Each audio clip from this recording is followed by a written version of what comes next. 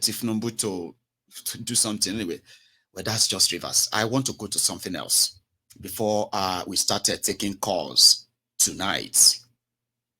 See, you see why a lot of you who pretend to come and defend APC, Egbekegbe, or Tifnumbu, or Bokuwari on Mayegun's diary political. A lot of you no get sense. For those of you who get sense and still defending defending APC, Egbekegbe, a lot of you pretend, that few of you who get sense, you are doing it because of what you believe you are likely going to get from it. So you come around. What you don't understand, because like I said, you don't get sense, is that most of their actions and what they are doing, they are not like directly going to affect me. I am not directly affected by all the madness, the shenanigans, the criminalities of your criminal leaders. A majority of you are the victims. But you know why I am not sitting down here, right? Always gloating and kind of make mockery of some of you with this, is because the consequences of some of your actions or your choices with your with your tunnel vision and all that, your myopic views or how you see the world, right? The consequences of all of this are not limited to you. When you enable all these rogues and criminals and they begin to do all they are doing, the consequences is not limited to those of you who chooses and defend them. It spreads, and those who rejected them are also suffering from it. Like the economy, they ruined healthcare, where that never existed anyway. So kind of, they destroyed, adulterated education, poor infrastructure, corruption, and everything that you are dealing with today. The consequences of that is not limited to those of you who are following them. It is for everyone. Like the breakfast that they say, rather than people to get fed. Well, it should be a thriving economy. They are breeding poverty-stricken economy, and you are the product of that. So when Mayegun sit here and speak, I'm actually speaking because I still have a chance to speak. I may not have that chance, like so many people who are currently existing, but they have no chance to actually speak out of what they are facing in that contraption. Kanu was calling on Nigerians abroad. All of you who are doctors abroad, say your people need you back home. Come back home, come and become doctors again at home, just like that. But the world doesn't work that way. Your actions are what will make people want to come back there. They will come back, even without announcing it to you. You will feel it. Even without paying anybody to tell all of us that people are returning to Nigeria. As much as you are spending so much money to make people feel like leaving Nigeria, businesses leaving Nigeria, is because they cannot compete with other businesses in Nigeria. Not because Nigerians have become so poor that your purchasing power can no longer sustain any real business in Nigeria anymore, including the ones that you are saying as alternatives right now. When was the last time you've been to the mall? When are you going to stop lying to yourselves? When was the last time you've been to the mall? When last time have you been to that same market? Are those markets still like they used to be? Do people even have money to buy those things? Are people not so poor that even when you display all these wares, they have no money to buy them? Isn't that the reality? And businesses are dying slowly. And these guys are making the mouth. Nigeria is ready. Nigeria have the population. What is the usefulness of the useless population that lives off handout? Are you not seeing that? You are the giant of Africa. Goodluck Egbere Jolantan said, Nigeria is not any giant, but a giant snail that is crawling slowly in a garden. That's not giant, that's a burden. Your population is no longer a blessing. It is a burden. How can't you see? That is the result of the criminals. APC, PDP, and the rest of all their lackeys. Can't you see that? Eh? Telling people that Nigerians need them. Of course they can see that, but they don't need, the Nigerians don't need us. They don't need us. Nigerians needs to get sense and get rid of people like Tifnubu and gang, or else whatever you are facing right now, think about your children in 10 years, how they will exist in that Nigeria if things don't change. They are still doing the same thing they do. Over bloated cabinets all over the place. Special advisor, special assistants.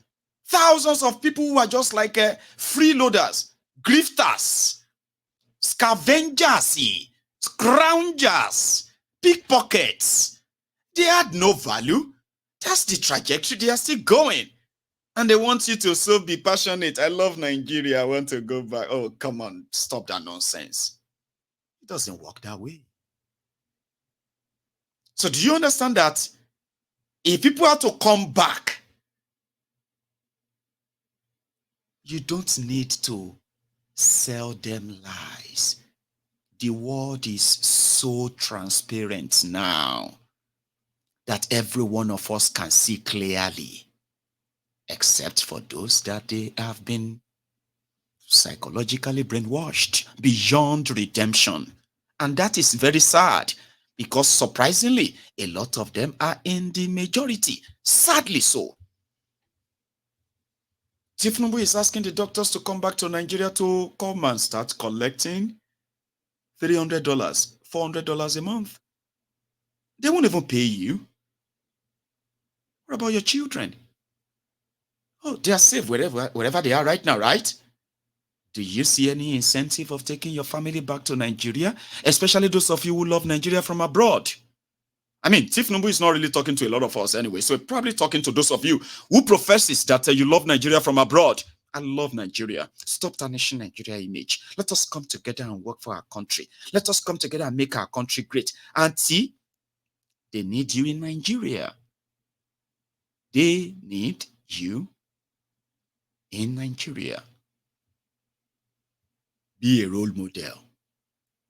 Patriotic Nigerian. Hypocrite. You won't go there, no? You won't? Would you? No, you won't. Kanu knows that. And more are still going to run away. More are going to get away. Today, maybe you can tell yourselves that the reasons why doctors are running away from Nigeria is because they cannot compete with your agbo sellers. Can we start that? Can we actually? Does that make any sense? Eh? The doctors in Nigeria, nurses in Nigeria are running away from Nigeria because they cannot compete. Right. With the babalawos and the mamalawos. People are becoming so poor that even the word poor is like a luxury. So, oh, can you, oh my God, and I so love you because you are poor. That's such a precious name. Why? Because if there is anything that can describe the average life of 104 million Nigerians, as this latest statistics just came out, if you have anything to describe anything below poor, can you give me something below poor? Because poverty, with what people are really experiencing and they are still going to experience, could end up as a luxurious, a luxurious word, like a luxury word, like a royalty. I mean, APC is making Nigerians believe that God loves the poor, but they don't want to be poor. They're using your resources to get the best of everything. I mean, like whatever money can buy. But they are making you feel like God loves you so much that He's going to punish all the rich people that fail to give you money. That your tears, a drop. Do you know that? They said a teardrop of a poor man or woman is such a very powerful thing. If the tear can't enter that person's mouth like that you taste your tears, if you curse your leaders, it will happen to them sharp, sharp. They are making you feel like being poor is even a privilege. And it is not. It is absolute nothing. Because poverty degrades. Oh dear. Diminishes humans if you have been poor and then you have kind of tasted the other side of not being poor. Of course, you will never want to be poor. I will never be poor in Jesus' name. It's a very popular slang on social media. As if to say saying it alone is enough. I will never be poor in my life. That is a Nigerian that the world has been rigged against even before you were born. Imagine you want to compete with the rest of the world. The day they born you, you have no idea, or you will discover that 18 years later, or probably earlier than that the world is rigged against you. Your mates all over the world, they are opened to different opportunities to build them and prepare them for that future. In Nigeria, they are preparing you to join the team of prayer warriors, praying for unity, praying for electricity, praying for healthcare, praying for education, praying for good leaders, praying for criminal leaders not to steal, praying to God to change the heart of the roguish criminal leaders. The world is rigged against you. You know that. And if you have to put that in number, listen to me. It is like once you are not one of those who are lucky to have the chance of taking in all the Commonwealth for themselves and their generations unborn, the world is rigged against you. It's like going into a football game, a football match against Real Madrid with you and your Otompo teammates selected from the creek, and the rest of that place is where you are like, sort of poorly fed. No training, no experience, no nothing. And Real Madrid has already been on the board. It says Real Madrid is leading 4-1. And there you are, Nigerian. The world is rigged against. So if you manage to score one goal or two, and everybody's life is kind of staged that way, because everything happening to everyone in Nigeria today is what? Is planned and expected to be that same way. Until you decide not to have it that way anyway. It's up to you. Businesses are living. They are living simply because they can no longer cope with the cost of doing businesses in Nigeria, including if they have to produce or get this and get that only for the poorest Nigerians, not being able to afford them.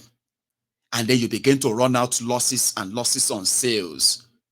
And then some will say, oh, maybe your competitors are gaining them. No, your competitors are not gaining your customers. Because even your customers who cannot afford what you are producing or selling to them, no matter how important that what you are, that your supply is to them, even your competitors, right? So far they couldn't afford yours. Majority of them could not afford your competitors too. And that is why when you listen to these social media bandits, Facebook adsmen, Buhari Danes, Buhari Diderins, Buhari Dinotus, Buhari Dijatus, Buhari Shukus, Ngozi Harris, Nneka Harris, sophisticated morons, humbled slaves, including those ones who are the crumb eaters, crumb chasers, ass lickers, all risers from Lagos. The Lagos Abobakus.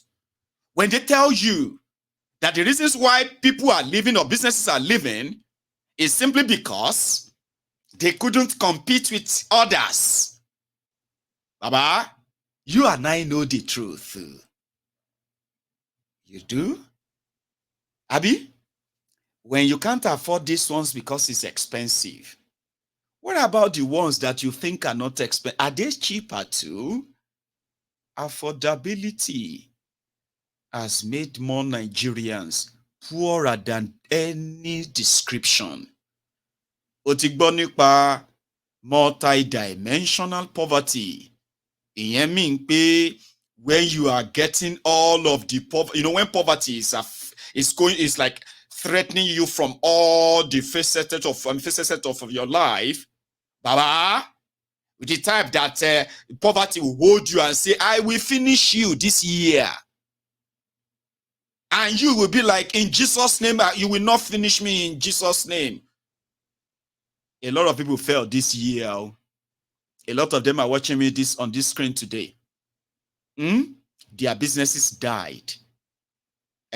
People lost their jobs. And right now on my screen, watching me right now, they're looking back. This wasn't the 2023 they planned or expected. Oh, gbogbo ala máa jẹ breakfast. Àsìkò tó ní kálukú máa jẹ tiẹ̀ ọ̀tọ̀ọ̀tọ̀ ni. Súnmọ́ bìlà. Oh, gbogbo ala máa jẹ breakfast. Àsìkò tó ní kálukú máa jẹ tiẹ̀ ọ̀tọ̀ọ̀tọ̀ ni. Súnmọ́ bìlà. Súnmọ́ bìlà. Sorry about that. I sort of had a frozen screen. Businesses will continue to leave. Not because Mayegun wants to be happy that businesses are leaving. No, this is economic disaster. And you know what the responsible government in the world does in a situation like this? They will cut down every excessive governmental waste, divert all their resources into every phase of their economy, save as many as possible, begin to make regulation reforms, okay? Begin to hunt down those who are indeed sabotaging the system in one way or another. You begin to clean everywhere. How can you do that when your judiciary is corrupt? Where almost every part of your system is corrupt. You can't do that. Do you see why I said you can't save Nigeria? None of us can. So tomorrow, I want all of us to look forward to the first step of so many other steps, especially in 2024 and beyond. The release of Nnamdi Kanu. There is so much to teach ourselves. There is so much, so many sheep that have gone astray.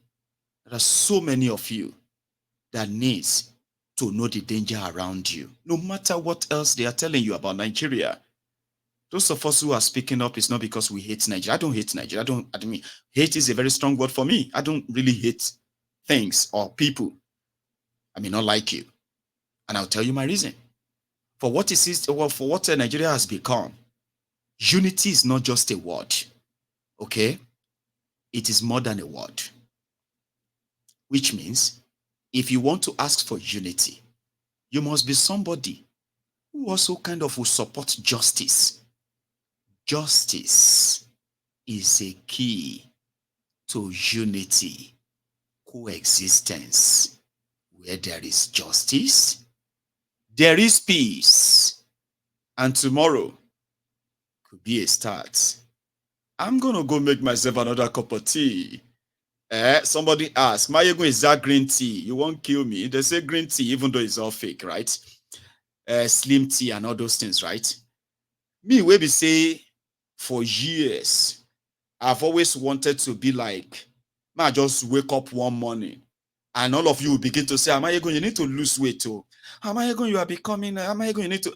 Nobody has told me in my life to lose weight. And I wish they would say that to me before I die. So with all this skinniness and all this tininess and all of that, if I did drink slim tea or green tea, would you still like me, or you won't call 999? You will not call 911. Say somebody won't kill himself on live broadcast too. So it is just irregular tea and honey. Right. So to those of us who have been here, or if you are here for the first time, remember, you need to like this broadcast, subscribe to my channel. I do this all the time. That's for those who are joining for the first time. We are called the Temple of Truth. I'm Mayegun General. I am the MOG. Don't go anywhere. My goons will begin to call in, share their views. So I will be back in 2 minutes.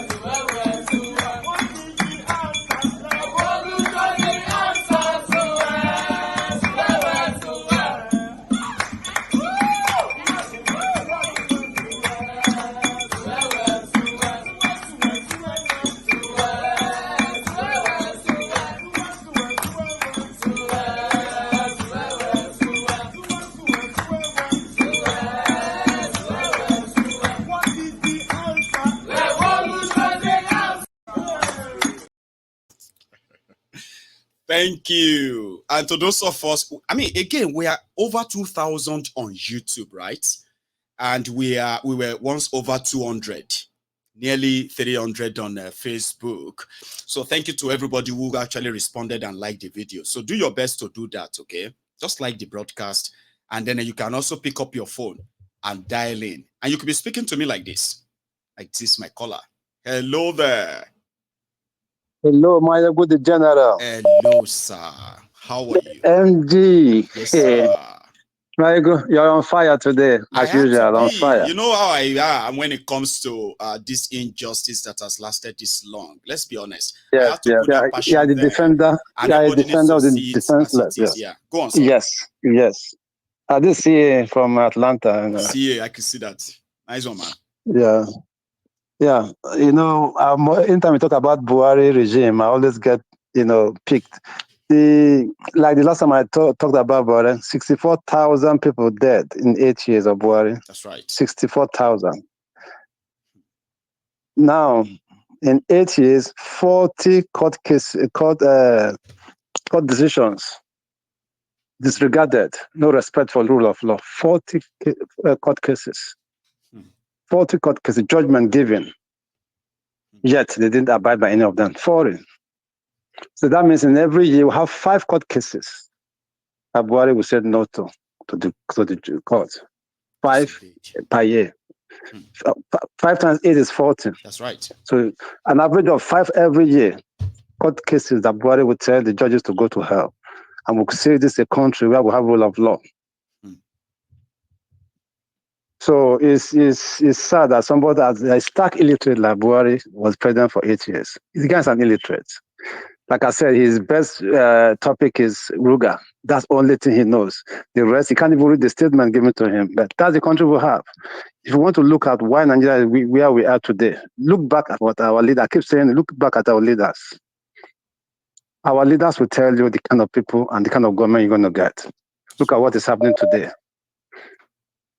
Secondary school unknown, primary school unknown, Chicago University, University of Chicago. Nobody knows if this man went to school. And you expect the country to be great. It's impossible.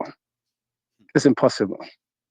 And for all those that are telling you, why are you complaining? Why are you complaining? Just don't mind them. Just keep doing your job. I will. Because when you talk, they tell you you complain too much. So they want everybody to be quiet, and the country is drifting. Mm-hmm. Naira today was 1,310. And today, somebody changed the Naira. Today is 1,565. It's going to 2,000 so to a pound. It's going to hit 1.5 first, then going to go to 2,000 for dollar very soon. And people don't want you to talk. And the people that defend these people in power are those people dragging the nation back. That the people driving the nation back, they will tell you, we're just 60 years old. How long did it take to develop Dubai? When I was growing up, when I argued with my friends, they would tell me, Nigeria is too big. How big is Nigeria? Do we have the population of India and China? So they keep making excuses for these guys. Even with the suffering we have now, you still have people coming out to make excuses for them. I don't like taking much time. I just let me chip in. Thank you very much for everything you do, and keep doing it. Thank you. Thanks a lot as well for stopping by as usual. Okay, God bless you. That's CA from Atlanta, our first caller. Then we have the Prince. Yes, sir. The African Wahala. I wanted to say the Prince Adewale, but I'm like, nah, I'll just say the African Wahala rather. How are you tonight, sir? I'm doing very well, sir. Thank you very much. Thank you. Yeah. Let me start by thanking you, for what you're doing. Man, I salute you for not even losing the momentum, for keep going year after year, and you're doing this whole thing. It leads me to the conversation I want to have. The conversation is split into two parts. The first one is one of the killers, one of the murderous terrorists that have been stealing, looting, and killing the people of Akwa Ibom for over 10 years. Akpabiole. We heard that he collapsed today after celebrating his 61st birthday with Kolu. That's right. So, you actually have the video? Well, time won't let me share that anymore because I actually spent a lot of time on that exclusive report on that Mazi. But yeah, maybe some other time. I heard that too. Go on. Okay. I mean, some people are going to think it's karma. Maybe all the sins that he has committed are catching up with him. I don't think that's what it is. No. What happened to Akpabiole is that he's unhealthy. Mm-hmm. I mean, I was surprised to find out he was just 61. I thought he was like 70 something. But that shows you that these greedy criminals, they are not only lazy in taking care of their people, but they are even lazy in taking care of themselves. Because wealthy people in many other world regions, they would have engaged in healthier eating habits, exercising. I mean, wealthy people are usually slim and they look well because they have the money to do that. But these lazy criminals, they're going to sit down eating akpu. They'll be eating akpu and ogbono from morning to night because they are a disgrace to their family. Now, the second part of the conversation is, I was talking about commending you for continuously having this energy, speaking up for us, the people. Thanks, you put yourself on the line, which is highly, highly respectable. Thanks, but I do fear sometimes that at the end of the day, many of us might get tired of talking and nothing would eventually change. And we're just going to get tired of talking because it's human nature to get tired of doing the same thing over and over. At some point, you're just going to forge on with life. What do you think about that, brother? Well, with what I have experienced so far, right? I think this is me. The reason why I said this is me is because I kind of have this personal vow, which is like, I ask myself, what will make me probably just don't give a damn anymore? Yeah. And I was like, that would be the moment that the real thing that have direct impact on the lives of the people, which actually scares me, are being fixed. Okay. For example, one, if I am dead, I won't be able to do anything anymore. That one is guaranteed, right? Then secondly, which is the second option, if they fix for suddenly, right, we no longer have reports of criminals who are looting, committing all these crimes, right, being rewarded anymore. Yeah. Like we have them in jail, for example. Like we have old, young, all of them, like they're in jail, serving lifetime in jail for what they have done. Then suddenly Nigeria has a system whereby every part, that is if Nigeria is still existing, I mean, no, Nigeria has every part independently autonomous of one another. You know those things, right? Personally, I believe if they exist, development will exist. Peaceful coexistence will exist. Respect for one another will exist. All this threat and all of that will cease gradually. And wherever that's going to take us, okay, I will be more glad to be part of, to be part of the project that will see all of that through. So everyone might be kind of tired, I believe I'm signing up for something that is a lifetime. So if it's going to happen in one lifetime, I will be so grateful. Die a happy man. But if it doesn't, I probably will still die a happy man if I live long enough to make so much impact. Because I want to make more impact than this, more than talking. The African Wahala, right? So if I live long enough and make that impactful difference long enough that even if I die and all I kind of hope for didn't happen, I could leave this world with the, with that fulfillment that at least there are people that could continue. So it's so wide. The more these guys exist, the more they do what they do. I just can't, I can't help it. I can't stop talking. I can't. It's just not possible. It's not easy. I mean, what would I be doing? Making money, trying to live my life. Then where would I spend the money? Every time I would remember, I can't go back to that place and live a fearful life. So why would I don't know. I don't know what to do. I so understand, it's pretty much my like brother. it's a lifetime journey for me. And I hope it is for so many people. That this is not a joke, it's not a game. One day, you and I won't have this strength anymore. In fact, our memory will begin to fail us. Do you know that? That we won't be this active anymore. Right? Then if you can imagine what the world will be like if things continue like this for your children, then you better do it now that you have the energy, like me. Man, I appreciate this motivation. I'll be honest, because I find myself tired, to be honest. I just find myself tired. You are tired, just with tune into life. Mayegun. Just tune in. If you don't want to talk, just listen. Like if you're tired of talking, just listen. then just play and listen. You know what I mean? Yeah, because a lot of people, brother, a lot of people, once they cross a certain stage in life, they have families, they have a lot of responsibilities. Now they are thinking, why am I wasting my time with this issue that seems to be a constant? But I appreciate your words of encouragement. And we're going to continue trying. May God help us. Thank you so much, my brother. Bless you, the African Wahala, right? Stay close, yes, please. Sir. Because you are those who actually motivates me to continue to do this too. And you cannot afford to give up. It's not possible. Don't even think it. Yes. Right? Okay. They said those who are destroying Nigeria never sleep nor slumber. Why are you tired? When those who are against our lives are not, they neither sleep nor slumber. They are even working on the generation that are going to take care, handle our own children's generation. Why should you be tired? We shouldn't. Please. Yeah.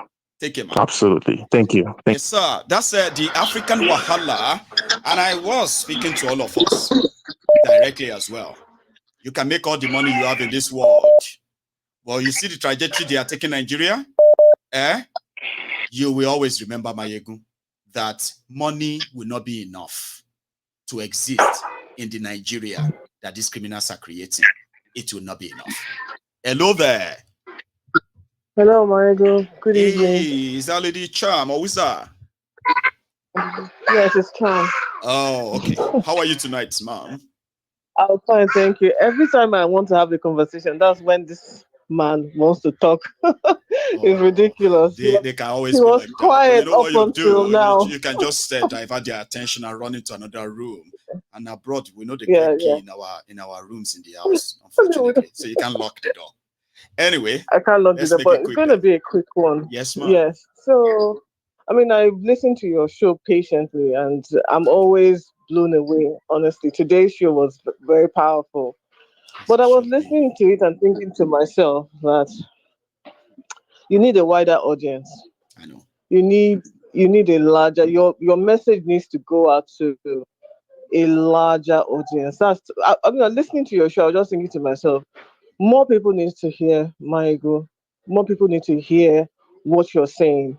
And I like the fact that your show is your platform is called Diary Political, Yes. because it keeps like a chronicle of all the things that have been going on in our in that entity called Nigeria, right? Because I now cast my mind back to when I was much younger, and I look back and I think we were rather sheltered. It never really crossed my mind that we were, honestly, because all we ever thought about was we'll go to university, we'll go to school, we'll come out, we'll work, and things like that. Start a It was family such and start a a business and start taking care of the start a old ones family. and all of that, or maybe even see Exactly. the It was, world and other stuff. yeah, see the world. I'll be brutally honest with you. I never even imagined I was going to live outside the country. It wasn't even something that I aspired to. It wasn't like, how everybody was like, "Ah, we're leaving, Like we're I'm leaving." gonna end It up. wasn't something that, Oh, really? exactly, it wasn't anything that we aspired, to, that we're going to live outside the country. And even the ones that lived outside the country always wanted to rush back to Nigeria. That was The how it moment they was make for us. small So, money, they know somewhere to invest it in Nigeria. All of us did and know then somewhere yeah, that we wanted to live or where we want to do, but they took all of that away from us, Charm. They have taken all of yeah, that away from us. I don't disagree. And I think the reason why I'm calling is because I was really touched by this show today. And I feel like if more people who were like me, maybe clueless, I think clueless a little bit to the Nigeria that, well, because Nigeria didn't start to happen today. It was always been this way. The injustice has always been there. Always. The bigotry has always been there. It wasn't anything. What they're doing now, I think, is because a lot of us, so to speak, our eyes are now open.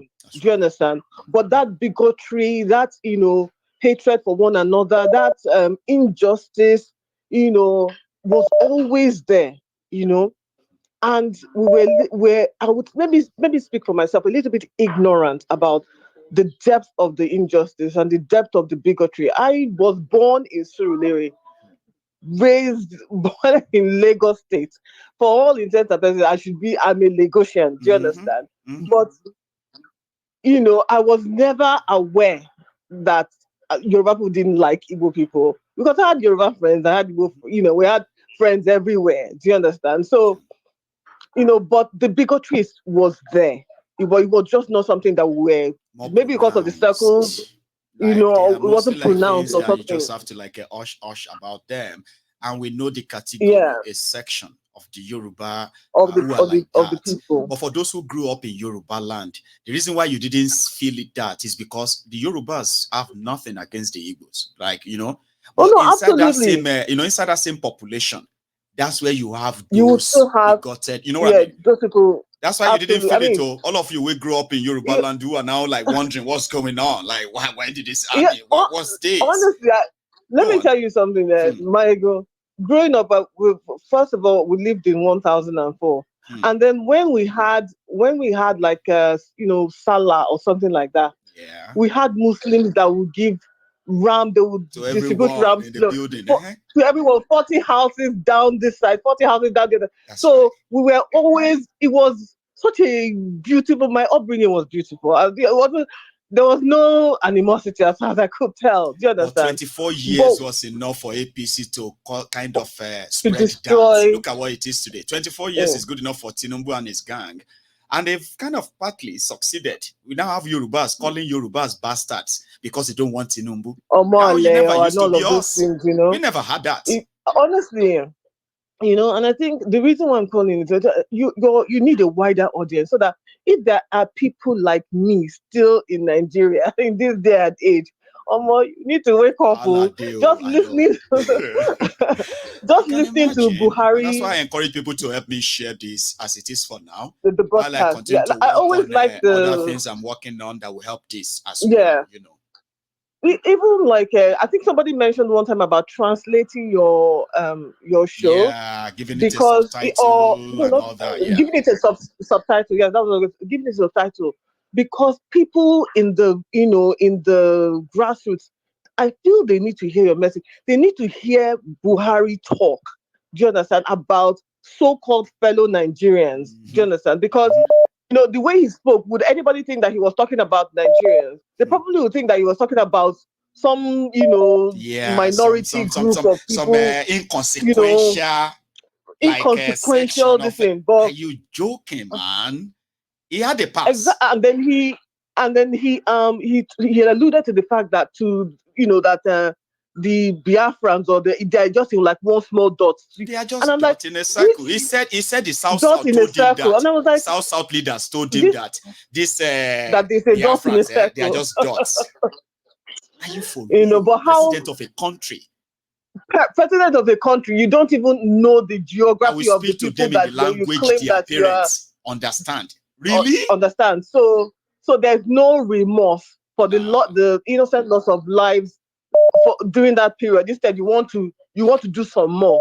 You want to remind them so that it is in their in their consciences, and then in their children's consciences, and even those unborn, that don't mess with the so-called Nigerian army, because it's like we didn't kill enough of you. Your parents didn't tell you, we right? didn't kill enough of you. They didn't tell we will you. do it again. Then you will understand the language.